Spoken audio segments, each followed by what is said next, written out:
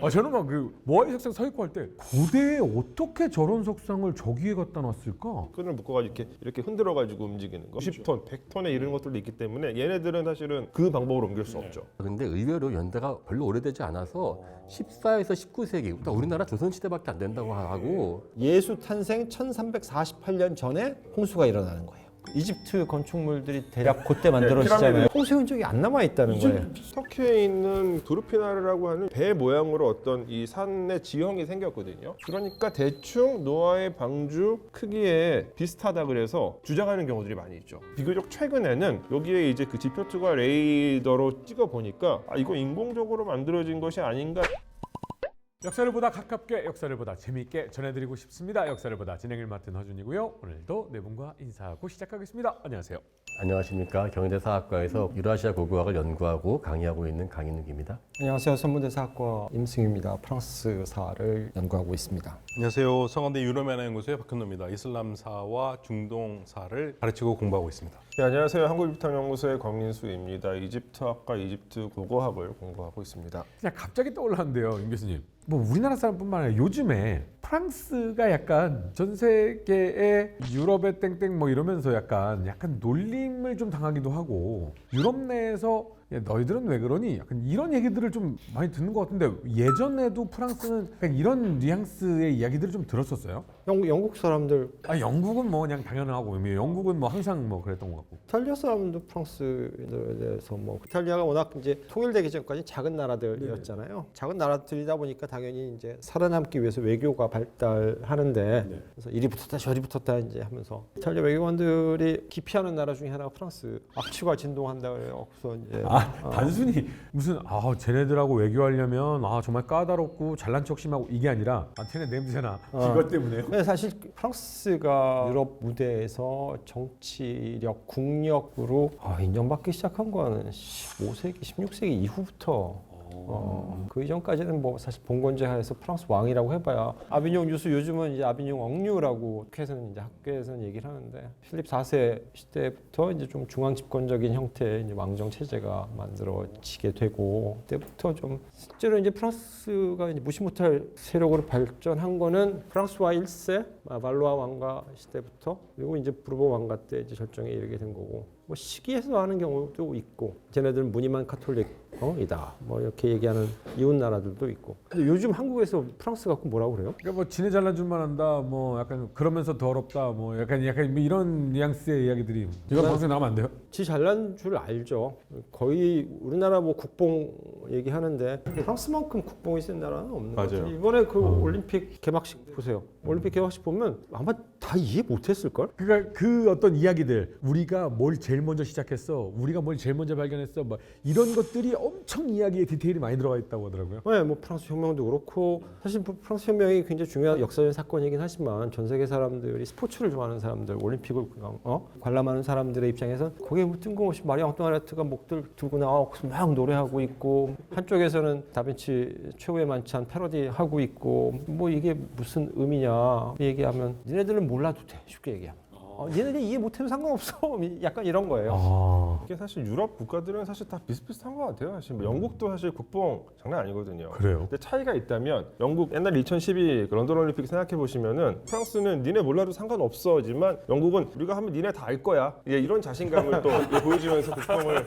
내세우는 거 같아요. 뉘앙스가 좀 다르네요. 네, 그렇죠. 근데 실제로 영국은 런던 올림픽 개막식 때는 전부 다 알았어요. 근데 폴 매트카트니 나와가지고 노래 부르고 스파이스 걸스 나와서 노래 부르고 이런 것들 누구나 봐도 다 아는. 근데 이게 재미있는 게 그 둘의 감정 싸움을 일단 겪었는데 제가 지난주에 이스탄불에서 국제학술대회에 갔다 왔는데 한 분이 프랑스에서 오신 분 영어 잘하시죠 당연히. 근데 어쨌든 공용어는 영어니까 막 했어요. 근데 영어 되게 잘 알아들었는데 뒤에 나와서 하는 영국 선생님께서 한마디 하시더만 오랜만에 프렌치 액센트로 잉글리시 들어서 무척 반갑다. 표정이 붉어져 표정을 이러면서 근데 또 웃기는 게 또 여기서 영국은 또 발표하시는 게 뭐냐면은 사마르칸트에 있는 티무르의 레기스탄이라고 유명한 건축 있지 않습니까? 그거 이제 사실은 사실은 우리가 알고 있는 거 다 다시 20세기 초반에 올린 거다. 우리 다 아는 거예요. 다 아는 건데 이 사람들은 특징이 영국 분들은 영어로 출판되지 않은 거는 아무도 모르고 자기가 최초로 발견했다고 주장을 하면서 발표하시는 거예요. 아니 나는 러시아 말로 다 이미 알고 있는 내용인데 그거 난 30년대 다 책 나왔어. 그거는 그때 그 러시아군 측량 장교가 되게 잘했다는데 하지만 영어로 나오지 않았기 때문에 나는 세계 최초로 발표했다. 이건 또 세계 최초라는 말은 영어로 나와야만 그러니까는 인정된다. 약간 저기서 묘한 양쪽의 그 부심, 영어 부심과 이 문화 부심 막 충돌하는 게 느껴져가지고 재밌었었어요. 근데 프랑스 사람들이 영어를 잘하는데 발음이 좀 이상하기는 해요. 제가 들어도. 아니 저는 그래서 되게 편했는데. th 발음 있죠.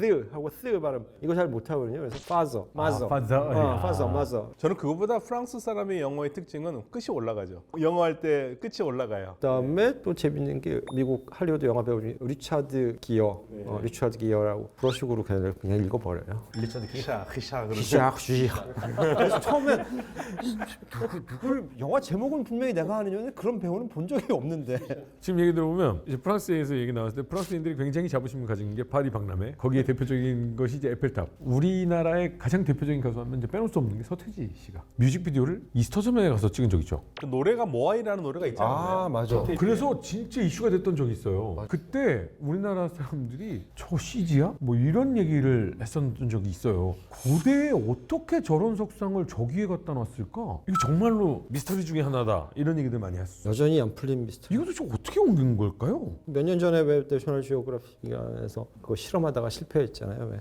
띠뚱띠뚱 밧줄 양쪽으로 이렇게 그 실험이 캘리포니아 주립대에서 이제 진행을 했는데 성공한 것도 있어요. 가벼운 것들은 성공해요. 한 4톤에서 5톤 정도 되는 이 모아이들을 옮기는 거, 이렇게 이제 끈을 묶어가지고 이렇게 흔들어가지고 움직이는 거.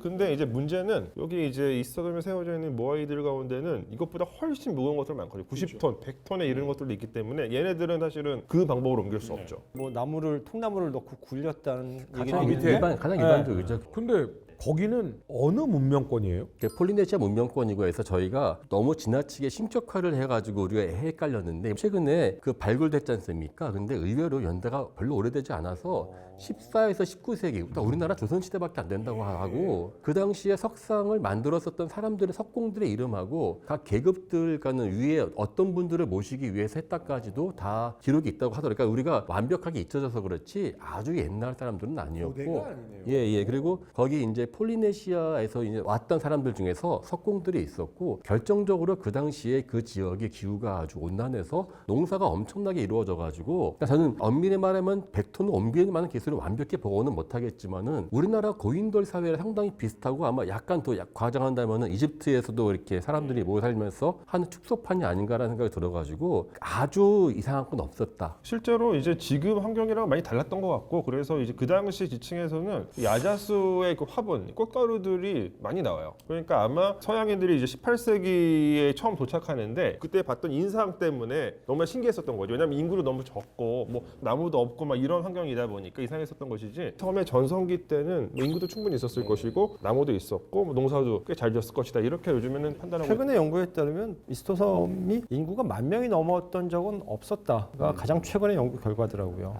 근데 일단 보면은 거기 여러 가지 겹쳤던 것 같은 게요. 일단 지금 농사가 그때 잘 되는 환경이 있었고 첫 번째, 그 다음에 거기에 응외암, 화산 변형암이기 때문에 가공하기 쉬웠을 것도 있고 또 폴리네시아인들이 자꾸 우리가 무시하려는 경향이 있는데 의외로 석공이 갖고 있었던 기술들은 다른 섬들에서도 발견된다고 합니다. 그러니까 이게 갑자기 외계에서 온 것도 아니고 해서 결정적으로 현무암으로 만든 도구들이 나왔기 때문에 그냥 계획클립 같은 맥락인데 우리가 되게 놀라울 것 좀 해갈지 모르겠지만 언제나 농사 짓고 엘리트 집단들이 쉽게 말하는 돈과 자본을 투입하면은 그냥 어떻게든 뭐 나올 것 같은데 그 문제는 갑자기 그 다음 농사가 어려워지니까 지금 10,000명 이상 안 되지 않습니까? 농사를 막 지어서 집약화돼 있다가 갑자기 기후가 안 좋아지니까는 얼른 사방으로 흩어진 거면서 순식간에 와해가 된 거가 아닌가 싶습니다. 가장 최근 아니고 얼마 전까지 가장 유력한 설로 제기됐던 게 환경 파괴 설이었잖아요. 그 석상 짓는다고 나무를 다 베갖고서 나무가 없어지니까 이제 배도 못 만들고 그래서 이제 지푸라기 엮어갖고서 가까운 데만 나가서 이제 고기를 잡고 왔다고 하고 나무가 숲이 없어지니까 농토도 황폐화되고 그래서 농사도 결국은 안 좋아져요. 사실 기후가 되게 좋았다고 하는 얘기는 맞는 것 같아요. 왜냐하면 그런 석상을 지으려면 수많은 사람들이 달려서 그 일을 하루 종일 하고 있어야 되는데 밭은 누가 갈아? 근데 밭을 안 갈아도 쭉쭉 자라고 충분히 먹고 사 지낼 만큼의 환경은 됐던 것 같아요. 그러니까 시간이 많으니까 이제 그런 걸 만들어 갖고서 바다 밖으로 나가고 싶었는지 바다를 또 이렇게 보게끔 만들어져 있잖아요. 근데 그런 환경적인 요인은 있었을 텐데, 근데 최근에는 환경 파괴에 의한 설도 이게 근거가 약하다 뭐 이런 비판들도 있는 것 같더라고요. 환경이라는 게 참 이게 갖다가 설명하기 참 좋은데 이게 이혈령 비혈령이 많아가지고 저도 되게 매력적이긴 한데 너무 깔끔해요 그게 지금 말씀하신 것처럼. 근데 나무 삼림자원의 고갈이라는 것은 실제 가능성이 꽤 높은 게 흑로 같은 경우도 무덤이 숲속에 있거든요. 지금 몽골에 있는. 왜 숲속에 있냐? 간단한 이유예요. 쓸 나무가 없으니까 아예 숲에다 만들어 버렸거든요. 그럼 숲에서 다 나무 없어지면 다른 데로 고분을 옮겨버리고, 그러니까 그게 의외로 큰 요인이 되긴 됐더라고요. 근데 이 섬이니까 거기는 대안이 없잖아요. 방기하거나 잘 살거나 하는 극단적인 선택이 될 수밖에 없지 않나 싶어요. 유럽에서도 농사를 기본적으로 이제 농업을 해야만 먹고 사니까, 근데 농사를 지어서 곡식을 추출하면 이걸 요리를 해야 될 거 아니에요. 그럼 불이 필요하고, 불은 석탄 화석 연료를 사용하기 전에는 100% 목재 의존을 하는데, 목재가 필요하다고 해서 집 주변에 있는 마을 주변에 있는 숲을 그냥 베버리면 그 다음 해가 문제가 되는 거예요. 그러니까 항상 숲과 농지가 딱 균형을 이루게끔 돼요. 사람이 사는 곳하고 그 숲으로부터 연료를 얻는, 즉 목재를 얻는, 요게 딱 균형을 이루어야 되는데, 이게 이제 멜서스가 얘기한 인구 순환론의 이제 기본 전제거든요. 근데 여기는 이제 그게 깨져버린 게 아닌가, 이스터섬 같은 경우에는. 그러니까 아니 저는 처음에 듣는 순간 제일 놀랐던 건 오래 안 됐구나. 저는 막 그 모아이 석상 서 있고 할 때 야 이게 몇 천 년 전에 만들어진 엄청난 막 이랬는데 근데 그 얘기는 사실이에요. 그 왜 땅 밑으로 네, 있어요. 더 예. 있다는. 맞아요. 그래서 그게 원래는 이렇게 땅 위에 있었는데 오랜 시간 동안 이렇게 밑으로 내려간 거예요? 아니면 파서 집어넣은 거예요? 제 생각에는 세웠다가 집어넣은 것 같다고 전 이해를 했거든요. 그게 왜냐면은 땅속에 있는 부분들도 되게 세공을 정성 들여서 했어요. 땅속에 묻기 위한 게 아니어가지고 처음부터 땅속에 묻을 요량이었으면 그렇게까지 장인 정신으로 새길 것 같지는 뭔가 않고, 새기질 않았을 텐데. 아마 위에 세워놓고 있다가, 이게 왜냐면은 지금 그 사람이 살아 있을 때는 위에 세워놓고 있다가 그 엘리트가 죽으면은 그 사람 것을 이렇게 묻으면서 그 사람을 상징적인 어떤 기념으로 하는 조건이 되지 않았을까 그럼 싶어요. 모아이 석상 밑에 인골이 발견되나요? 아니요. 세웠다가 그냥 기념물로? 네, 세웠다가 이 사람이 죽으면 이거를 땅 파고 묻어서 이렇게 위에만 나오게 한다는 식인 거죠. 이게 이제 아까 섬에서 갑자기 농사를 지면서 번성했지 않습니까? 그럼 그만큼의 엄청난 사람들 사이에 스트레스도 많았을 것이고 충돌도 많았을 거거든요. 그 사람들을 관리할 수 있는 대형 노동이 필요했을 것 같다는 생각이 들어요. 다만 이제 어쨌건 이제 말씀하신 것처럼 사실 이 섬의 최대 인구수는 현재로서는 15,000명 정도로 추정이 되고 있는데, 어쨌건 그 15,000명 그 전성기 때라고 하더라도 이 사람들이 과도하게 기념물 제작에 많은 노력을 기울인 것은 맞는 것 같아요. 그리고 그게 아마 어떤 식으로건 그 사회의 와해에 장기적으로는 이제 영향을 끼쳐가지고, 그래서 18세기에 그 유럽인들이 거기 도착했을 때 그 당시 인구는 3,000명 정도라고 하니까. 그러니까 비유하자면 돈을 막 뿌려서 인플레가 되면 그때부터 주식도 하고 다양하지 않습니까? 마찬가지로 여기도 갑자기 생산력이 증가하고 잉여 시간과 농생산물이 증가하니까 그것들을 해소할 수 있는 적절한 건축이 필요했을 것이다. 네, 정말 인류의 역사는 반복되는 게 그 외딴 섬이나 어디나 하여튼 조금 돈 생기고 권력 생겼다고 건축물 크게 짓기 시작하면 그건 망하는 것 같아요. 건축물 크게 짓는 건 다 망해. 뭐 우리 석상이라고 뭐 건축물이라고 할 수는 없겠지만 근데 그렇게 지어도 안 망한 곳이 고대 이집트 문명이죠. 거기는 반칙. 바람은 거꾸로 불어서 강을 기어 올라가고 돛자 보면 다시 내려가고, 야 범람한다, 우리 잠깐 피하자. 그럼 여기서 막 농사 잘 되고 막, 그럼 반칙인 국가. 자, 본격적으로 한번 넘어가 보도록 하겠습니다. 제가 정말 수없이 만들어진 드라마, 영화, 창작물들 중에 이건 도저히 믿을 수가 없는데, 근데 어린 마음에 우리 선생님이 항상 주일학교에서 가르쳐준 이 내용을 안 믿을 수도 없고 라고 했던 게 노아 방주거든요. 근데 이제 그 이야기는 사실 종교적인 거니까 뭐 사실은 여러 가지 표현의 문제라고 이제 할 수 있겠지만, 지금 현대에 와서는 우리나라에 노아의 방주의 흔적이 있다라고 주장하는 곳들이 사실은 꽤 많이 있죠.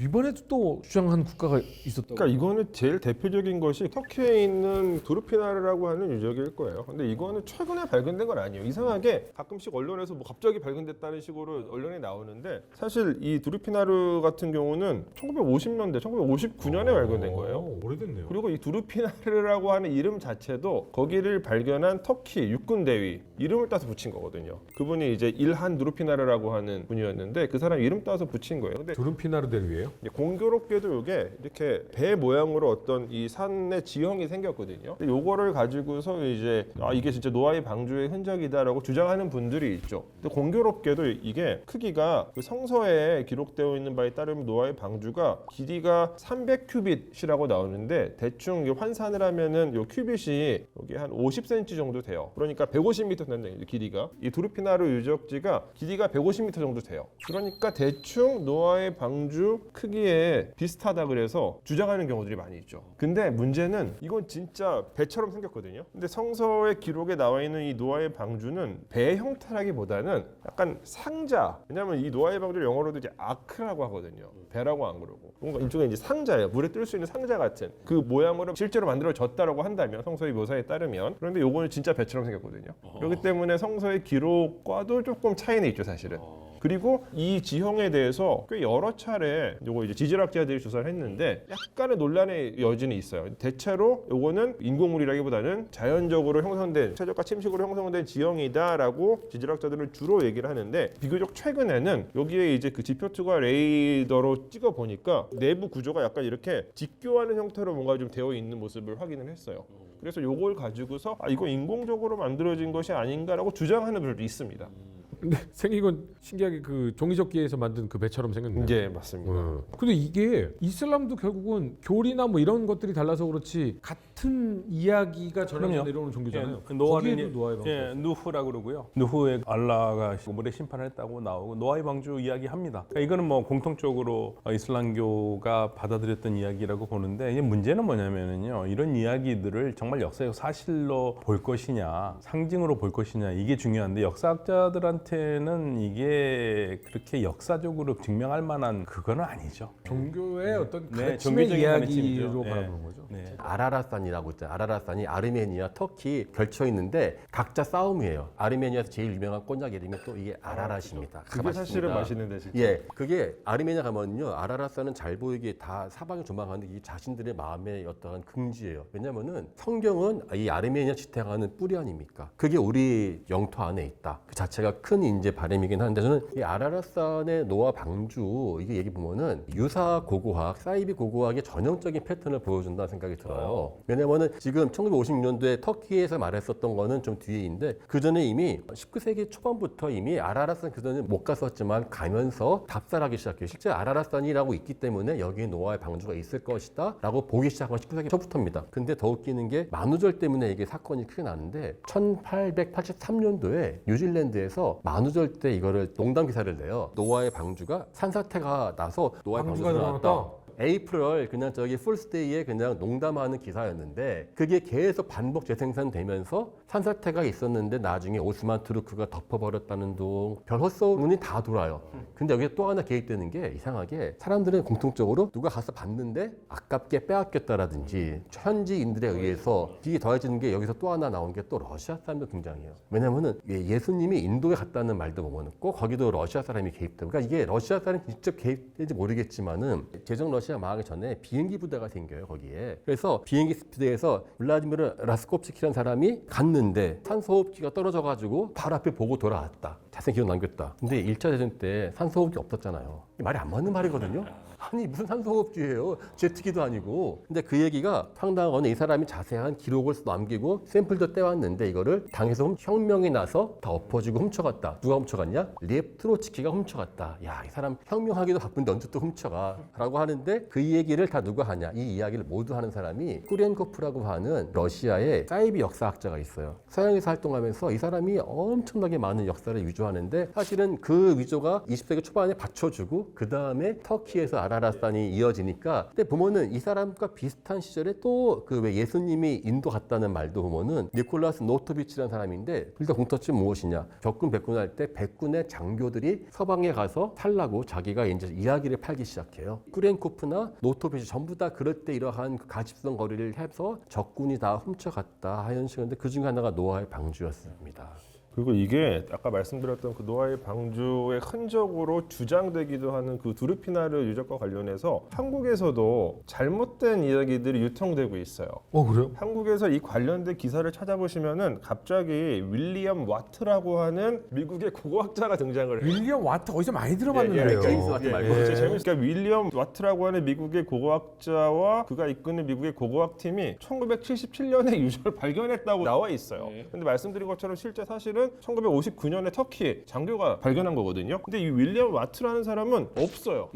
한국어로 쓰여져 있는 기사나 칼럼에만 계속 반복적으로 나옵니다. 근데 이 사람의 원래 원형은 그 론 와이어트라고 하는 미국 출신의 간호사예요. 근데 이 간호사가 이제 여기 이제 빠져가지고 자기가 막 이제 자기 이제 스스로 연구하고 막 책 쓰고 이랬던 건데 정확한 이유는 알 수 없어요. 론 와이어트라고 하는 사람의 이름이 윌리엄 와트라고 한국어에서는 쓰여지기 시작했는데 제가 예전에 이거를 개보학적으로 찾아본 적이 있어요. 윌리엄 와트라는 이름이 제일 처음 나온 기사가 2006년 8월 10일자 한국 뭐 유력 일간지 중에 하나에 꽤 이름이 높으신 그 원로 학자분이 있어요. 이분이 이제 2006년에 어디 이제 이렇게 팀을 이렇게 꾸려가지고 실크로드 답사를 다녀오셨는데 이분이 그러면서 이제 쓰신 그 칼럼이 쭉 있어요. 그 신문에. 거기에서 갑자기 윌리엄 와트라는 이름이 쓰여집니다.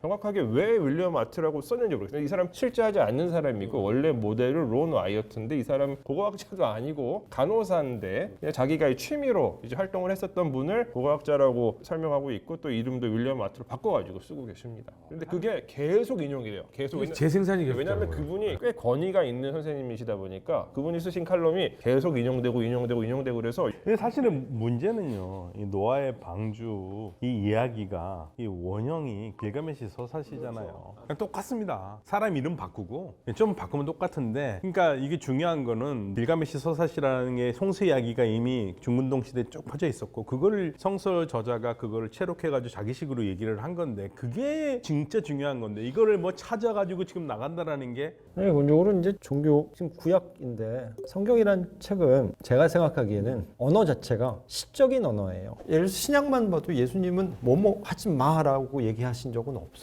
항상 주변을 어루만져서 메시지를 전달하시지. 그러니까 해석의 여지가 되게 많거든요. 근데 그거를 저희는 지금 이제 과학의 시대에 살고 있으니까 뭐 전염병이 돌아도 이게 왜 도는지를 신문이 상세하게 설명을 해주고 이제 과학적인 언어를 갖고 있는 우리는 문학적인 언어를 갖고 있는 종교적인 서적들을 그 방식대로 이해하려고 그러면 안 된다고 저는 이제 생각을 하거든요. 사실 구약을 과학적인 방식으로 이해해서 정리한 사람이 그 성공의 신학자 중에 제임스 어셔라는 사람이 있는데 이 양반 선서연대기라는 책을 쓰거든요. 천지창조가 기원전 4004년 10월 22일 날 있고요. 대홍수가 노아가 600살, 노아가 950살 살아요. 노아가 600살 때에 대홍수가 일어나니까 아담이 만들어지고 나서 1656년 후 예수 탄생 1348년 전에 홍수가 일어나는 거예요. 그러니까 이게 기원전으로 치면 대략 한 2600년 정도쯤 되는데 이집트 건축물들이 대략 그때 만들어지잖아요. 그러면 그 피라미드에 홍수의 흔적이 남아 있어야 되는데 홍수의 흔적이 안 남아 있다는 거예요. 기원전 2600년경에 대홍수 없었습니까? 이집트는 홍수가 매년 일어나죠. 근데 이게 재밌는 게 사실 대홍수 설화가 전 세계에서 상당히 공통적으로 나타나요. 심지어 한국에도 있고 저기 마야 문명권에도 있고. 근데 이집트에는 없어요. 왜냐? 보통은 이제 일반적으로 대홍수가 사람의 삶에 부정적인 영향을 끼치는 자연 현상이거든요. 이집트에서는 정반대이기 때문에. 행복의 대홍수죠. 그렇죠. 언제나 일어나야 되는 것이기 때문에 이집트는 그런 대홍수가 없습니다. 이집트 거의 유일하게 하여튼 없어요. 반칙의 문명권. 그래서 노아의 홍수에서 홍수 이야기에서 저는 제일 재미난 건 사실 그 아크를 만들어서 거기에 뭐 동물을 넣는지 아니면 혹시 외계인의 도움을 받아서 DNA를 뭐 이렇게 넣었다면 뭐 가능하겠지만 그거보다는 더 중요한 게 이제 노아가 그래서 결국 대홍수를 견뎌내잖아요. 950대 그 이후로도 이제 350년을 더 사는데 땅에 내리고 나서 제일 처음 심은 게 포도예요. 그래서 노아가 알코올 중독자가 와인 먹어야 되니까. 돼요. 근데 실제로 그래서 술 취해 있어가지고 술 취해 있는데 술 취해서 옷을 벗고 그렇죠. 그것도 위에는 입고 아래만 벗고 이제 뻗어서 자고 있는데 그걸 아들들이 보고 얼레리 껄레리해서 그 놈을 갖다가 너는 평생 네 형제들의 종이 될 것이다. 뭐 이런 저주를 퍼부었다. 뭐 이런 이야기가 있어서 그래서 사실 노아의 방주보다는 저는 포도주 얘기가 더 재밌더라고요. 사실 그게 프레이저의 인류학자 황금각제 나오던 않습니까? 대홍수가 전세 공통적으로 있다는 거. 최근에 제가 게베클리랑 주변 지역 갔다 오니까 지금 그 사이 20개 이상 발견되었는데 공통적으로 다 1000년 전에 나오지 않습니까? 그 당시 이렇게 산 등성이 위에마다 나오는 게 그 얘기 그렇게 설명하더라고요. 그 당시에 빙하기가 녹으면서 물이 엄청나게 차올랐기 때문에 사람들이 모일 수 있는 곳 한정되어 있을 거니까 딱 보면은 이렇게 태페라고 하죠. 언덕배기에만 발견되고 있다. 그래서 아마 그 당시에 공통적인 기억이 나왔던 것 같고 또 우리가 전 세계가 물을 덮였다고 하는데 그거는 이렇게 생각할 수 있을 것 같아요. 우리도 한번 엄청난 물 속에서 헤어졌거리면 저한테는 그게 온 세상이 물로 덮여 있지 않을까요? 그냥 내가 알고 있는 세상에 잠긴 거죠. 그렇죠. 예, 제가 알고 있는 것이 조망하는 게 아니잖아요. 이렇게 본다면은 그 빙하기의 어떤 혼돈의 기억이 전 세계에 각인되었을 거라는 생각이 들고 약간 낚시꾼의 그거 아니었을까 싶어요. 요만한 거 잡았는데 이만했나?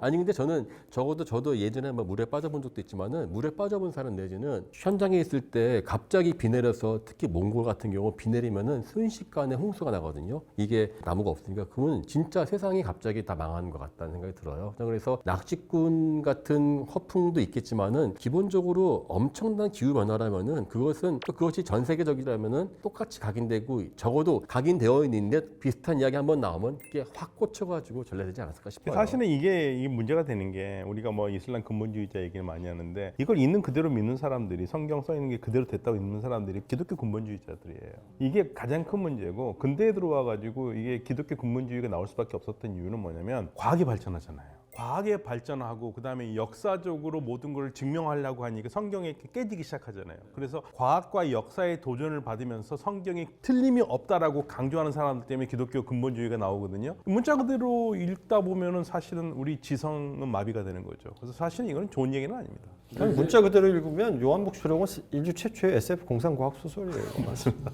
지금 이 접점이 결국은 이렇게 표현되어 있는 것을 우리 역사를 보고 역사를 공부하시고 이 듣는 분들은 이 시적인 것을 얼마나 이 사료를 정확하게 객관적으로 듣고 판단하느냐 이것이 굉장히 중요하다. 그런데 지금 보면 인류가 살아오면서 특히나 지금처럼 과학 문명이 발달하지 않았을 때에는 한번 확 비가 오고 홍수가 났을 때 그 엄청난 트라우마가 인생을 살면서 가장 큰 자연에 대한 두려움이었을 것이다. 그것이 기록으로 남은 것들이 그 시적인 표현이었을 것이고 그것은 당연히 전 세계적으로 공통적으로 나타났을 것인데 이 반칙인 문명인 이집트만 여기까지만 농사 잘 되네 이래서 그런 것이 안 남아있다. 요 정도로 객관적인 노아의 방주. 그리고 실제 이제 성서 기록이 사실 우리가 오늘날 생각하고 있는 것처럼 어떤 역사 기록을 아주 자세하게 정확하게 남기려고 쓰여진 기록은 아니거든요. 그러니까 여기서는 이제 뭔가 이야기하려는 메시지를 어떤 이야기체로 전달하기 위해서 기록된 것이기 때문에 물론 이제 신앙 갖고 계신 분들한테는 뭐 죄송한 말씀이지만 성서의 기록을 정말 그대로 그 사실 그대로 받아들이는 게 꼭 필요하지는 않을 수도 있다. 저는 이렇게 생각을 합니다. 저도 비슷한 생각인데 고고학을 하면서 저도 이제 교회를 오래 다녔기 때문에 그런 게 있는 것 같아요. 반드시 성서는 증명되어야 된다라고 하는 결론을 갖다 놓고 맞추는 경우가 많고 특히 이제 지금 말한 저는 이걸 오히려 인간의 과학이 만든 자만인 것 같은 게 모든 성서에 나오는 이야기를 그러니까 종교적인 이야기를 내가 노력하면은 증명할 수 있다라고 하는 것 자체가 인간의 과학이 만든 오만이라고 하는 생각도 좀 들어요. 종교는 종교일 때 가장 아름답다고 생각합니다. 그리고 그 접점이 있을 수 있지만 접점은 내가 다 알 수 있는 게 아니기 때문에 하다못해 우리나라 한국유사나 한국사기도 다 증명이 안 되는데 사실은 그냥 역사 해석하기라는 게 굉장히 중요한데요. 기독교 성경을 두고 사실은 외부자들보다는 신학자들이 많이 연구를 했어요. 그래서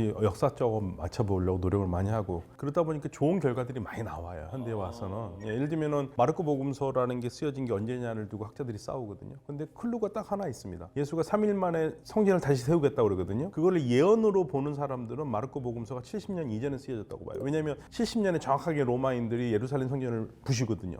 그러니까 그거를 예언으로 보는 사람들은 마르코 복음서이 70년 이전에 쓰여졌다고 그러는 거고 아니다 일어난 일을 보고 예수의 말로 맞춰 놓았다는 사람들은 70년 이후로 보는 겁니다. 그래서 마르코 복음서 70년 전으로 보는 거거든요. 그러니까 어느 하나를 클로로 가지고 계속 역사적으로 증명을 하려고 하는데 노아의 방주 같은 경우에는 사실은 이게 일어났냐 안 일어났냐가 중요한 게 아니고 이게 길가메시와 어떤 관계가 있는가 그 틀에서 보는 게 훨씬 더 의미가 있습니다. 네. 그래서 그 시기에도 어떻게 문화 간의 교류가 일어났고 네, 사실 네. 이걸 추적하는 게 중요한 문제죠. 사실 구약 성서에는 사실 이집트가 되게 많이 등장을 하거든요. 그래서 제가 이집트학을 전공을 하니까 꽤 많은 분들이 여쭤보세요. 가장 많이 여쭤보시는 그 질문이 출애굽 그때의 파라오가 누구냐? 라는 걸 여쭤보시는 경우들이 많은데 사실 제가 되게 답변 드리기가 되게 어렵습니다. 그 이유는 이건 이제 전적으로 이집트학 전공자 입장에서 말씀드리는 거예요. 출애굽이라고 하는 그 구약 성서에 기록되어 있는 사건은 이집트학적인 관점에서 봤을 때 역사적인 사실로 확인되지 않아요. 교차 검증되지 않아요. 그 내용이 그대로 뭐 그대로가 아니더라도 비슷한 그 상황이 뭐 이집트 쪽의 사료나 혹은 뭐 고고학적인 증거나 혹은 아니면은 이집트가 아니더라도 저쪽 뭐 메소포타미아나 다른 저 레반트 지역의 다른 사료를 통해서 확인이 되느냐? 확인이 되지 않아요. 아 이집트를 나왔다라는 역사적 사료가 전혀 어디에도 없어요? 없어요. 아. 없어요. 그러니까 물론 출애굽기의 내용의 모티브가 된 역사적인 배경들은 좀 있지만 구체적으로 어떤 이스라엘 그 사람들이 이집트에 들어와서 뭐 몇백 년 노예로 살다가 탈출을 하는 그런 사건은 아직까지 확인되고 있지는 않아요. 그래서 뭐 잠정적으로는 이건 역사적인 사실이 아니다라고 보통은 이제 전제를 하고서 보통 얘기를 하죠. 대신 구약성서가 그래서 이제 전반부의 구약성서 내용들은 사료적인 가치가 매우 제한적이라고 저는 생각을 하고요. 다만 대략 한 기원전 10세기 중반 이후의 내용들은 어느 정도 교차 검증이 돼요. 대표적으로 이제 열왕기상이나 역대하를 보면은 이제 나오는 내용이 그 애굽 왕 시삽이 예루살렘에 쳐들어와서 예루살렘을 유린하고 여러 보물들을 훔쳐갔다라고 하는 그 기사가 열왕기상이나 역대하에 똑같은 내용이 나오는데 요 내용은 이집트에서도 어느 정도 확인이 돼요. 그래요? 그러니까 요 시삭이 아마도 22왕조 시대 파라오인 그 세종크 1세일 가능성이 높다라고 생각을 보통 합니다. 그러니까 이제 이 이후의 내용들은 어느 정도는 이집트나 이제 메소포타미아 쪽 기록을 통해서 약간은 이제 확인이 되는데 그렇다면 지금 이제 역사적인 우리가 내용 좀 바꿔야겠네요. 1차 중동 전쟁의 시작이 굉장히 과거로 돌아가는데 근데 1차는 그것보다 훨씬 더 먼저부터 있어요. 훨씬 전에 저기 그 람세스 때 람세스보다도 훨씬 더 전에 예루살렘으로 이집트에서 예루살렘으로 갔으니까 그러니까 이게 이집트는 문명이 탄생하기 전부터 저쪽에 가가지고 때리고 뺏어와요. 그러니까 사실은 그 증거가 되지 않는 이야기들이 몇 가지가 신약도 있어요. 신약이 예수가 태어난 곳이 베들레헴이라고 나오잖아요. 그 근거가 없어요. 왜냐면 그 호구조사 때문에 간다고 그러잖아요. 베들레헴에. 당시 호구조사가 없었거든요. 예수 태어날 당시에는 호구조사가 없었어요. 그러면 호구조사가 있었다 하더라도 베들레헴에 갈 일이 없어요. 궁금했을 수 있지 아니요. 호구조사 이유가 호구조사를 하니까 고향으로 간다고 그랬잖아요. 네. 베들레헴으로. 고향 갈 일이 없어요. 로마의 호구조사의 목적은 지금 살아있는 사람들한테 주민세를 걷는 거거든요. 그럼 나자렛에서 돈을 낸 거예요. 왜 굳이 만삭의 몸을 이끌고 총알 택시도 아닌데 그 먼 거리를 그 갑니까? 베들레헴에. 간 이유는 딱 가지밖에 없거든요. 당시에 유대인들을 해방시킬 메시아가 다윗의 후손에서 태어난다고 믿었고 다윗의 후손이어야 되고 예수를 다윗의 후손으로 맞춰야 되는데 베들레헴이 다윗의 고향이에요. 근데 미가서 5장 1절의 예언을 맞추기 위한 신약성서 작가들의 틀입니다. 이거는 마르코는 아예 관심도 없어요. 마르코 복음서는 예수가 가출한 다음부터 세례 받은 다음부터 얘기하죠. 마테오하고 루카는 어렸을 때 얘기를 하잖아요. 그러니까 이런 식으로 역사를 봐야지 그거를 진짜 거기서 호구조사가 있었네 없었네 그 맞추는 것도 그게 말이 안 되는 거예요. 그러니까 뭐 역사적 사료와 내용 그리고 어떤 이 종교적 이야기 그리고 상상 속의 이야기 여러 가지들은 사실은 우리가 그냥 역사를 배우는 사람 입장에서 스스로의 판단하에 객관적으로 생각하시는 게 좋지 않을까 그런 생각이 드는데 한 가지는 출애굽기에서 이스라엘의 백성들이 참혹한 노예 생활을 벗어나기 위해 나왔다. 이집트에서는 맥주도 주고 채찍질 안 했습니다. 노예 생활이 그렇죠? 네, 뭐 이스라엘 출신의 사람들이 대규모로 그런 방식으로 커뮤니티를 형성하면서 그 노동자로서 근무했다라고 하는 상황은 아직까지는 구체적으로 확인되진 않아요. 기록에 나와 있었겠죠. 다만 중왕국 시대 이후로 그 지역 레반트 지역에서 지속적으로 이집트의 인구 유입은 분명히 있었습니다. 오히려 들어왔군요. 예, 들어왔어요. 야, 이거 먹고 살만한 데더라. 예. 이거 맥주도 주대더라. 예. 그러다가 나중에 제 이중간기 때 자기들이 그쪽에서 들어온 인구 집단이 이제 힉소스라고 보통 부르는데 자기들이 나름 왕국을 만들어가지고 이집트 토착 세력이랑 경쟁을 하다가 나중에 패배해가지고 쫓겨나는 그런 상황들이 있어요. 그런 어떤 역사적인 정황이 어떤 출애굽기의 내용의 모티브가 되었을 수는 있겠죠. 근데 여기 계신 분들은 이제 워낙 어느 정도 이 수준을 넘어선 이제 분들이기 때문에 그게 좀 이제 편하시잖아요. 에이 저거는 뭐 그냥 이야기로 받아들이고 저건 뭐 종교로 받아들이고 근데 이 역사를 보시는 분들 중에 가끔은 과몰입하시는 분들도 있고 가끔은 이 이야기는 그렇게 해석하면 안 되지 라고 하시는 분들도 계시잖아요. 이 처음 배우는 입장에서 어느 선쯤에서 좀 경계를 지는 게 좋을까? 저는 가끔 그런 생각이 들더라고요. 사실은 이제 아마 그 부분은 제가 제일 강했을 것 같은데요. 저희는 대학교 때 성서 역사학을 배웠거든요. 그러니까 불교도 배우 다 역사적으로 공부를 해요. 그러면은 딱 분위기는 두 가지예요. 저도 나름 굉장히 천주교 신앙이 굉장히 있던 사람이라서 처음에 역사적 예수, 뭐 성사 이런 거 배울 때는 굉장히 충격적인 게 많았어요. 왜냐면 제가 어렸을 때 들은 거 달랐거든요. 근데 저는 이제 그걸 공부하면서 이게 근거가 있으니까 하는데 그 당시에 제가 3학년 때 1학년 후배가 있었는데 이 친구가 그 목사님 딸이었었어요. 그래서 제가 물어봤습니다. 너는 어때? 넌 어떻게 이 수업을 들어? 그러면 그 친구가 하는 말이 어쩌면 보통 사람들이 다 생각하는 거예요. 오빠 난 한 귀로 듣고 한 귀로 흘려. 그럼 받아들이기가 너무 어려운 거예요. 그래서 이거는 사실은 개인차가 있어요. 개인차가 있고 그 다음에 또 어떤 역사적 얘기를 하면 아까 우리 애국민수 선생이 얘기한 것처럼 채찍질도 안 했다 뭐 이렇게 얘기를 하면 어떤 사람들은 그러죠. 그래도 걔네들은 맞았을 거야. 방법이 없어요. 그런 큰 사건은 아니지만 사소하게 보이는 것들 중에서 고고학적으로 재밌게 증명되는 게 있는 게요. 유라시아를 대표하는 기마 민족 스키타이족 아닙니까? 성경에 나와요. 스쿠다이 아슈케나제라고 나오는데 아슈케나제에서 기원 6세기에 니누에 전투를 벌일 때 스키타이가 이제 그 아슈케나제라는 이름으로 참전하거든요. 실제로 그 지역으로 스키타이 기마 민족들이 온 흔적들이 보여요. 그러니까 이게 큰 사건은 아니겠지만 어쨌든 포인트마다 한 단어 가지고 고고학자 수십 명이 달려들어서 증명하는 경우도 있으니까 너무 하지 말고 언제 또 뭐가 나올지 맞아요. 모르는데 그럼요. 고고학이니 그럼요. 실제로 이집트학이나 메소포타미아 쪽 연구하는 이 학문이 발전하게 된 것도 다 성서 때문입니다. 그러니까 이 서구의 학자들이 이 성서의 내용을 검증하고 증명하기 위해서 열심히 연구하고 조사하다 보니까 발굴하고 이집트학이나 메소포타미아 쪽 학문이 발전을 하게 된 거죠. 저희는 뭐 독재자들처럼 이거 딱 틀렸다 왔다이 근데- 아니고 항상 오픈돼 있어요. 그러니까 제가 새로운 사실에 대해서. 그러니까 제가 아까 출애굽이라고 하는 사건이 역사적인 사건으로 아직까지 확인되지 않았다고 말씀드렸잖아요. 네. 근데 뭐 내일 발견될 수도 있어요. 그럼요. 그럼 제가 지금까지 생각했던 게 업데이트해야 되는 거죠. 저희가 항상 얘기할 때 저희 교수님들은 항상 그렇지 않습니다. 이렇게 하지 않아요. 아직까지 그렇게 밝혀진 바 없습니다. 이렇게 얘기하시죠. 그러니까 이 가끔씩 보면 그런 거 아니라고 밝혀진 지가 언젠데라고 그건 어떻게 달라질지 아무도 모릅니다. 그것이 역사거든요. 저희는 항상 이렇게 열린 마음으로 항상 여러분들께 역사를 전해드리도록 최선을 다하겠습니다. 여러분들도 열린 길을 가지고 열린 판단을 항상 해주시면 더욱더 재미있게 볼 수 있지 않을까라는 생각이 듭니다. 네 분 모두 수고 많으셨습니다. 감사합니다. 감사합니다. 감사합니다.